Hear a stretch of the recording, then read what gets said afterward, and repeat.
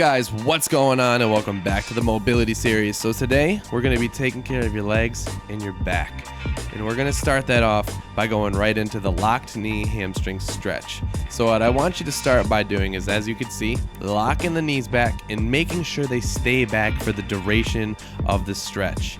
Now the idea is to get your palms as flat on the floor as possible. As you see, I just managed to get that. It may take some time for you though, so be patient. Remember, with stretching, it's all about easing into a stretch, not forcing your way into one. So eventually you'd want to get to the point where your hands are flat on the ground, your feet are flat on the ground, and your knees are in a nice locked position. The straighter your back gets over time, the better of a stretch and the better of a flexibility you will have in your calves and your hamstrings. So that's a plus. Now we're going to be moving on to the modified wall couch. This is very similar to one that we did in the quick and easy hip mobilization video. However, I'm just modifying this by grabbing with alternating my arm to the alternating leg.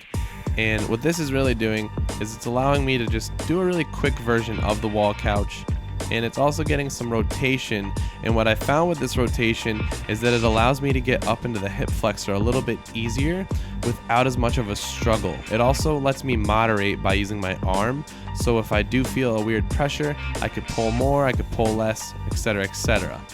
Next, we're going to be going on to the Spider-Man lunge. Now, as you can see, this is a shout out to Greg Everett. I learned this one when I did get my Olympic weightlifting cert from Catalyst Athletics. And I gotta say, guys, as you gradually get into this stretch, it works phenomenally for you. You're gonna take some good time to get down to the elbows, so beware. You could start by actually just going at the hands. However, you want to get down like so with the elbows, getting that foot out. You're about to see the other side right now too, so it makes a little bit more sense for you. And you really want to just get into it as best you can. You're going to really open up that left hip flexor right here, as you can see, and the whole entire hip on the right side is just getting annihilated. And I'm saying annihilated like in the best way possible. This stretch feels amazing, especially when you finish, and as you get to yourself conditioned to this one, I'm sure you're going to make this one your fan favorite as well, because I've grown accustomed to doing this one every day, and this is actually a leg routine that I do virtually every day or every other day. Next up, we're going to start off with the Piriformis Floor Stretch. So as you see, since the hip flexors opened up quite a decent amount, we're allowed to get our back leg into that position. However, if you're having trouble, you might want to stay upright at first at this stretch and then gradually work your way down, the same way with the Spider-Man lunge. So with all good stretching, you want to just essentially make sure you're relaxing into the stretch. If you're forcing it too much, you're going to end up tightening up and restricting yourself from even getting to this point. So take your time with these things. Make sure that the angling looks very familiar and very similar to the way it is in this video. And if you have a lot of difficulty with this, we will eventually make a little video on how to self-correct some of these exercises here for those of you who are having troubles. However, I love this one, especially after the Spider-Man lunge. It just really finalizes the hips, getting opened up nice and loose. Now from here, I'm just doing the modified heroes pose. I don't have my knees quite tucked together. However, I do try to get myself as upright as possible. I pick the chest up really nice, and this really gets the knee joint opened up from that closed locked knee joint, and then also it opens up the front of the calf, the anterior tip.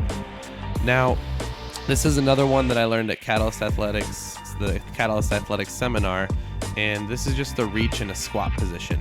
Now, this will open up the entire back of the bottom half of your calf. It is phenomenal, especially for those of you who know me.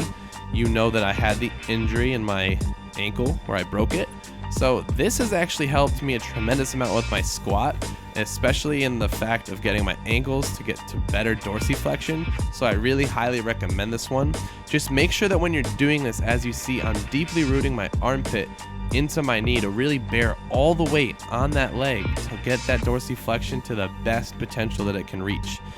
As with every other one though, guys, take it easy on it. Don't go too bad on it, because if you tighten up, you're going to end up restricting yourself even more, and that's never good. Now, we did say we're going to work the back a little in here, so we're going to go to the Supine Trunk Rotation. All you're doing is a very similar, very easy trunk rotation. Just take the leg, pick it up, and drop it to the side. You're just going to want to try to keep your body down on the floor. If you're rolling around too much with the shoulders, then you know you're trying to force your weight a little bit too much, which I actually think, and I'm guilty of this, I'm sorry to admit it, I think I actually did that in this next clip. So you're gonna see the how to not do it right about now. Yep, as you see, this other hip is not as loose, obviously. This whole lower back, kind of top of the hip area, is not as loose. So as you see, my left arm is a little bit up, but as I continue through, I start to get it downward. And that's just a lot of deep breathing, guys. Deep breathing is gonna get everything to move the way you need it to. So just make sure you're doing really properly good diaphragmatic breathing. All right, last but not least, we're gonna come up. This is just a stretch I'm doing. This is not any particular stretch you need to do, but we're coming over to the hamstring and calf stretch. And this is the one you do need to do, however. So I start by pulling my toes towards me to really pry apart the calves one last good time. And then after a while, I do tend to let go of them and just collapse even further to get my hamstrings going.